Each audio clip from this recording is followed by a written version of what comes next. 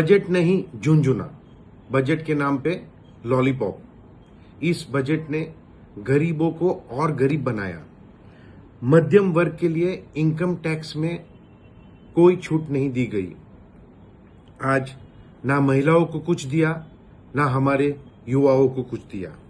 देश के वीर जवानों के लिए इस बजट में कुछ नहीं, ना किसानों को कुछ दिया। खुद का पैसा ना बैंक में जमा करा सकते, ना निकाल सकते। ये कौन सा बजट है भाई? और 79 इयर्स में जब से देश आजाद हुआ तब से आज का जो ये बजट है सबसे घटिया बजट है। सबसे शर्म की बात यह है कि केंद्र शासित प्रदेश को बजट में कुछ नहीं दिया। जिला परिषद भारतीय जनता पार्टी की, नगर पालिका भारतीय जनता पार्टी की, पंचायत सभी पंचायत भारतीय जनता पार्टी की। दमन दीव दादरा नगर हवेली में आज अगर मैं कहूं तो एकमात्र सांसद था, वो भी भारतीय जनता पार्टी के समर्थन में है। कुछ बचा नहीं है, सभी आपके साथ है। फिर भी केंद्र शासित प्रदेश दादरा नगर हवेली दमन दीव को इस बजट में कुछ नहीं दिया। शर्म की बात है। आज अगर मैं कांग्रेस की बात करूं तो कांग्रेस के समय में हमने बजट में बहुत कुछ दिया। सबसे पहले हमने टैक्स हॉलिडे दी। टैक्स हॉलिडे से यहां पे बहुत सारे उद्योगों आए, इंडस्ट्रीज आई और युवाओं को रोजगार मिला। 10 साल इनकम टैक्स, सेल टैक्स में हमने छूट दी। और बिजली में हमने सब्सिडी दी। युवाओं के लिए रोजगार मिला, महिलाओं के लिए रोजगार मिला। और तो और सरकारी नौकरी में सिर्फ और सिर्फ दमन दीव दादरा नगर हवेली के युवा ही लगे। क्यों? कि डोमिसाइल हमने लाए। तो बहुत कुछ हमने बजट में दिया, जैसे कि मछुआरों को बहुत सारी सब्सिडी दी। हमने डीजल में रियायत सब्सिडी दी। और जो छोटी छोटी पिलानी बोट्स थी, उस बोट में इंजन लेने के लिए हमने सब्सिडी दी। मैं तो इतना ही कहूंगा कि हमारे देश के प्रधानमंत्री दमन आए थे, तब उन्होंने कहा था कि मैं पड़ोसी धर्म निभाऊंगा। क्या ये पड़ोसी धर्म है? केंद्र शासित प्रदेश को बजट में कुछ नहीं देना, ये शर्म की बात है। और 10 साल में, मैं तो कहता हूं इस बजट की नहीं, पर 10 साल में बजट में केंद्र शासित प्रदेश दमन दीव को कुछ नहीं दिया। का क्या कहना है? मैंने आज सोशल मीडिया में दमन दीव कांग्रेस अध्यक्ष केतन पटेल का एक बयान देखा, जिन्होंने बजट के ऊपर एक मस्खरे अंदाज में टिक्कड़ किया है। मुझे उनकी टिप्पणी को सुन के देख के बहुत दुख हुआ कि एक प्रदेश का अध्यक्ष, एक पार्टी का, किस प्रकार से एक बचकाना बयान दे रहा है। उन्होंने बोला कि पिछले 10 वर्ष में हमारे संघ प्रदेश को कुछ नहीं मिला। एक झूठ। उन्होंने बोला इस बजट में हमारे संघ प्रदेश को कुछ नहीं मिला। दूसरा झूठ। उन्होंने बोला कि पब्लिक को इनकम टैक्स में कोई रिलीफ नहीं मिली। तीसरा झूठ। झूठ पे झूठ। किस प्रकार का बयान है ये? मेरे सामने आंकड़े हैं, आपको मैं दिखा सकता हूं कि इस बजट में हमारे संघ प्रदेश को 2832 करोड़ का आवंटन हुआ है।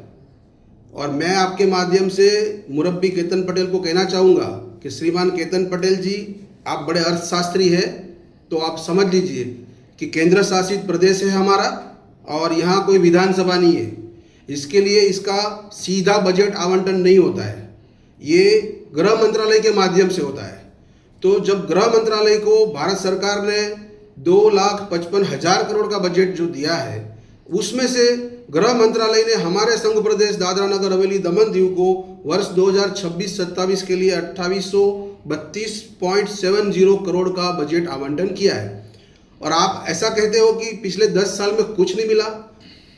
मित्र, पिछले 10 साल के आंकड़े मेरे सामने पड़े हैं, उसमें सबसे हाईएस्ट बजट ये 2026-27 का है। प्रदेश के मर्ज होने के बाद का आंकड़ा मैं आपको पढ़ के बताता हूँ। वर्ष 2020-21 जब प्रदेश मर्ज हुआ, उसके पहले का जो हमारा सर्वप्रथम बजट था वो 2126 करोड़ का था।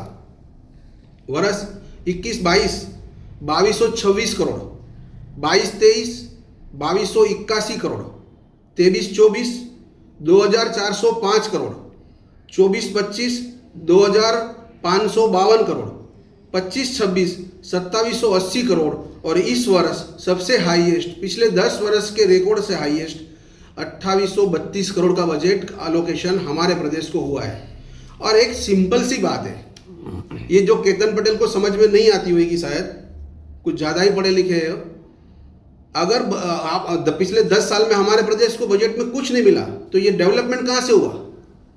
ये सारा फंड ये कहाँ से आया? सब ये अभी डायमंड नेकलेस जो ब्रिज का जो एलोकेशन हुआ है, हमने कहीं पढ़ा CNBC के ऊपर 308 करोड़ का ब्रिज है। कन्वेंशन सेंटर आ रहा है नमोपथ के ऊपर 250-300 करोड़ का।